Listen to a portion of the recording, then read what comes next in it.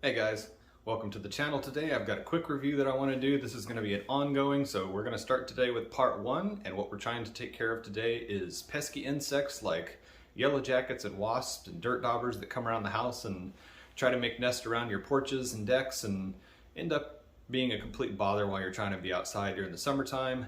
If you live in the South, you know what I'm talking about, so let's start working on two different products that I've picked up. I'm going to test out both of them. I've never used either one before, and in this case I'm not going to use a chemical spray. I'm not trying to spray them because they actually got up into the eaves in a spot that I'm trying to get them out of. If I spray, they pretty much just stay in the eave, and then once the spray wears off, then they just come back anyway. They did it all last year, even though I tried a couple times to spray them. It didn't ever kill them. So before I get any further, just wanted to stop for a second and tell you to take the time to hit that subscribe button. I appreciate the subscriptions, appreciate you coming to check out my channel, and so let me show you the products that I purchased. I just got a box in the mail. I'll show you the two products. They're two different types of products, so let me just show you what they look like. All the information about them will be in the video in the description, so check out the description if you need a link to purchase the same products. You can also make a comment if you've used the products before.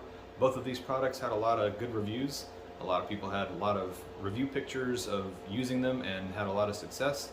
Not just going by the company's information, but going by user reviews. So that's typically how I end up picking a lot of the products that I purchase. But I actually make these videos and do these reviews to show you that I've done a bunch of research already. So if you're looking for the same type of product, hopefully the product that I purchased, if it meets your needs, will be the best value, the best price for the best product. So let's just get into the products and take a look and see what I've got.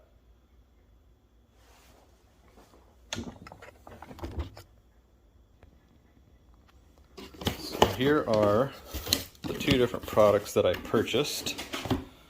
So what I've got is, these are like a this is like a sticky trap. This one, Wasp Trapstik. So there's I bought two. It's actually cheaper to buy two separate than to buy a 2-pack. They're like $9.98 a piece, but if you buy a 2-pack, it's like 22 bucks. So it's actually cheaper to buy just two separate ones of the 1-pack instead of buying the 2-pack, just so you know, on Amazon. This is a different one. So this one actually has these little containers, and it's got a little lid on it, and the wasps come in these little holes, or yellow jackets, or whatever you're going to end up catching.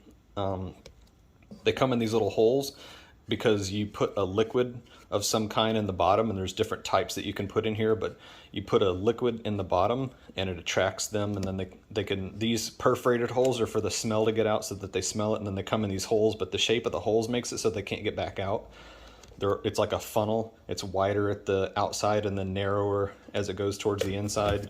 So somewhere on here, that's kind of what they look like hanging. So I already took these two out and set them up, and I'll show you what I put in each one of them. Here's the information where it shows you what type of liquid you can put on the inside. So what I did was I used the sugar and the fruit juice. So the sugar said about 4. Now this doesn't make any sense at all, and this is like mostly in broken English. So I used the 30 milliliters of apple juice for the fruit juice in one of them, and in the other one I did 4 tablespoons and then just added some water to the bottom.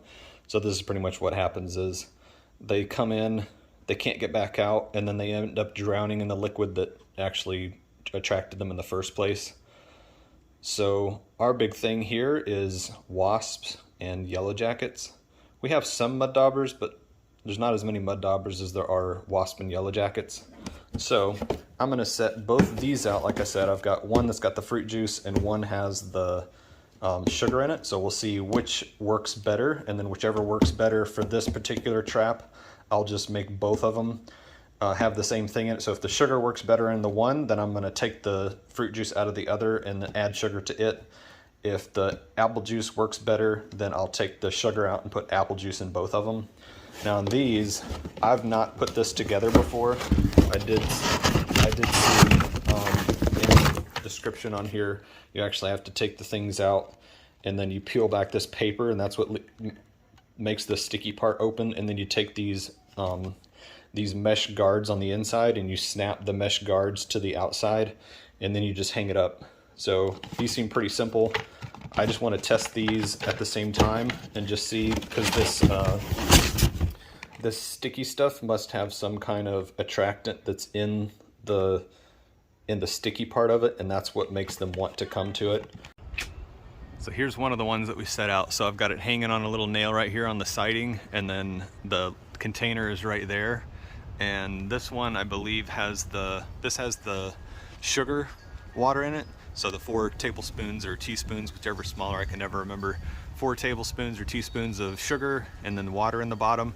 And that little corner right in there, that's where the wasps go in and out. So I'm hanging it right here and hoping that these ones that are coming in and out of here will just go to the food, and eventually I'll just end up catching all of them. And then I'll end up, once I know that they're not in there anymore and they're not going in and out, I'll just caulk that little hole. But I don't want to caulk it right now because there's got to be a big nest in there. Because sometimes it's like they get prepared for war or something. There'll be like 20 or 30 of them sitting out here, and I'll come and spray them, and then it'll dry out and they'll just keep coming in and out. So there's got to be a huge nest in there. So that's the first spot. And then of course this is our front porch. So the dirt daubers like to come in behind the window shutters on the front here, and they like to go around the lights and stuff. So hopefully we'll catch the dirt daubers. And they like to go up in the pipes, the metal tubes for our wind chimes too. So one trick on that is just don't get wind chimes that have bigger diameter pipes. The smaller diameter they can build a nest in, the mud daubers will build a nest in, but the bigger diameter they can't actually build a nest in. So little trick there, but let me just show you. So this one, hopefully it's not gonna like attract more bugs to the house. We're hoping we'll just kind of catch the ones that are around here. And they go to the bird feeder a lot when we put a hummingbird feeder out, so hopefully they'll come in here and we'll catch a lot of them over here, and there won't be quite as many at the hummingbird feeder as well. So this one's got the apple juice in it. It's actually getting kind of dry in the sun, so I'll probably have to add some more. But so now you can kind of see the shape of the funnel because it's a little bit closer. See how the outside hole here is bigger, and then it's smaller when you get to the middle. So that funnel shape, they kind of crawl around the wall. They crawl around the outside wall here trying to get out these little air holes, and they're not, I mean, they might be able to get out if one just figured out how to get right to the end of that tube to be able to get back out again. But there's tubes in all different directions. I think there's 6 total, 3 on each side. And then I've just got it hung over this little bolt here, and there's a string that comes on it that you can hang it with, and then this cap unscrews to fill it.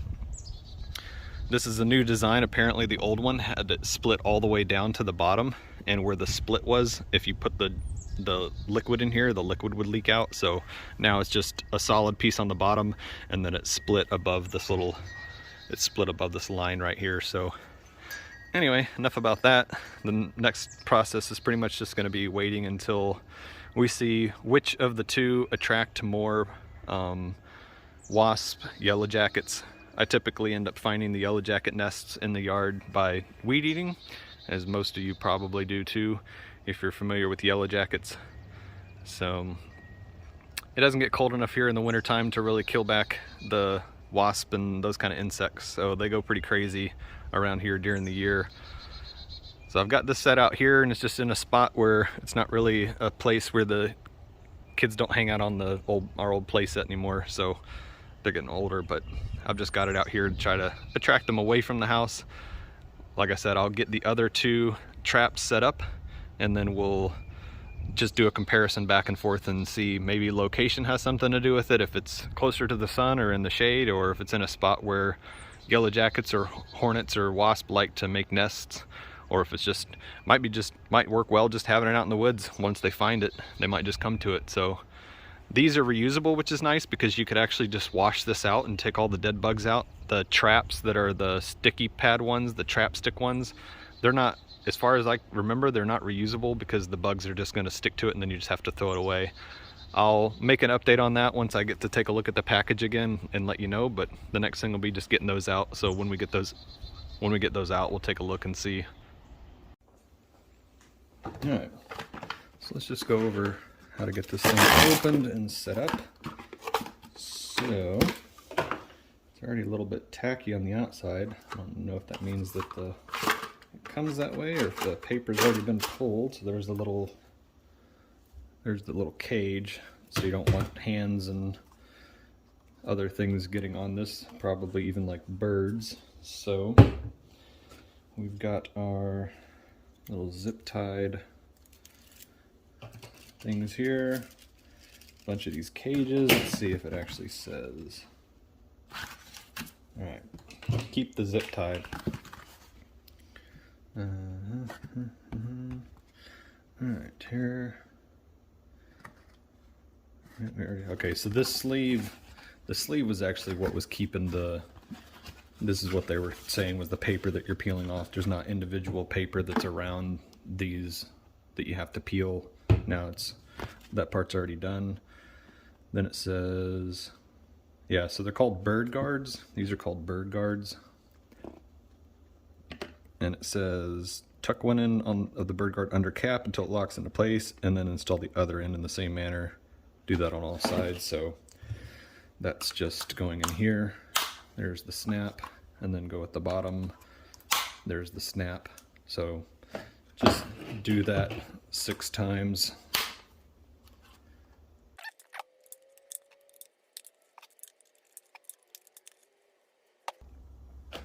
And the last thing, it says to use the twist tie through the loops on the cap.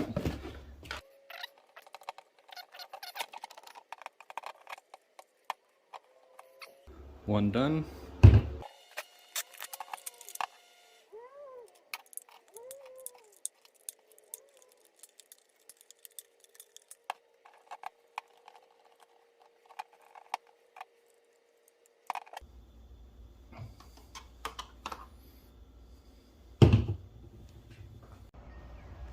So now we can have a comparison, because I've got my other one that I already showed in the video up there, and then I've got the Trapstik here. So I've just got it kind of twisty tied around the end of a nail here. We use this to hang Christmas lights.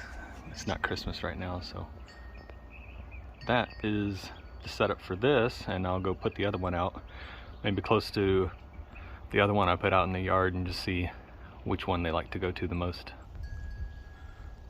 This will be an easy comparison. No difference between the two. They're both hanging around the same area, so we'll be able to look at this. Like I said, this will just be part 1 of the video. We'll come back at a part 2 and see the damage done. Maybe once they start buzzing around, and if they start getting stuck on this one more and they're not really coming to this one, or they're getting all stuck in this and they don't really seem to be attracted to one or the other, we'll just give them both time and let the insects find both of them and then come back and take a look.